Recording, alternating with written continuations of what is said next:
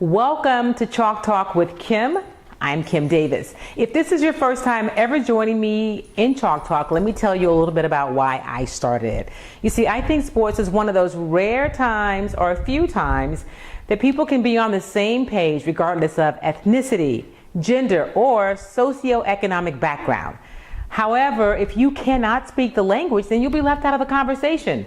Well, you don't have to worry about that anymore. Chalk Talk is here to help you bridge the gap, learn how to speak the game, be conversational, and not have to be left on the sidelines when the people around you are talking sports. We're going to start with football because that's the season that we're in. I cover the Texans, the whole NFL, but specifically the Houston Texans.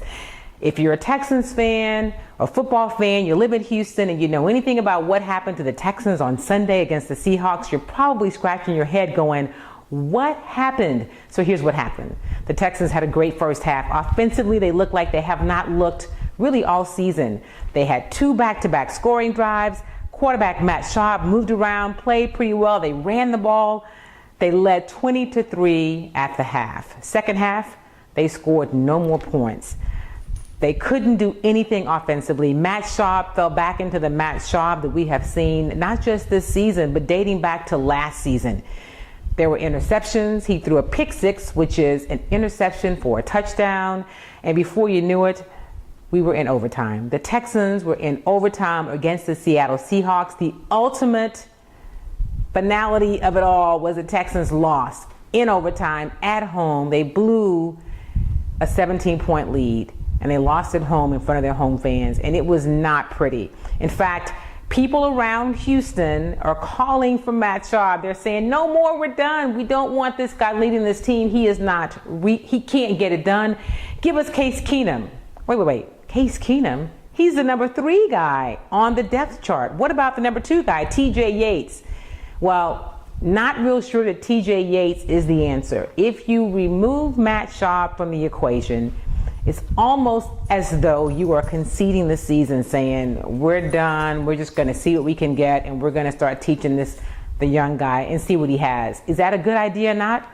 That's why they paid Gary Kubiak and Rick Smith the big bucks to figure it all out. But let me tell you this, for those of you Houston fans who love Case Keenum because of what he did at the University of Houston, it is not going to happen. He will not be the quarterback of the Houston Texans, not in 2013. I just don't see it.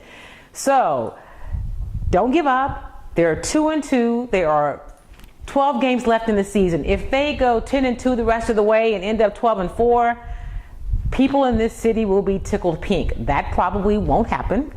However, there's a lot of season left. A quarter of the season down. What will the Texans do? Next week they play the San Francisco 49ers in San Francisco, Sunday night, NBC, national television.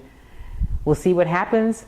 Come back here later in the week and we'll preview that game for you. But if you are still recovering from the hangover that was the Houston Texans loss to Seattle, drink a lot of water, hydrate, and just get back in the game.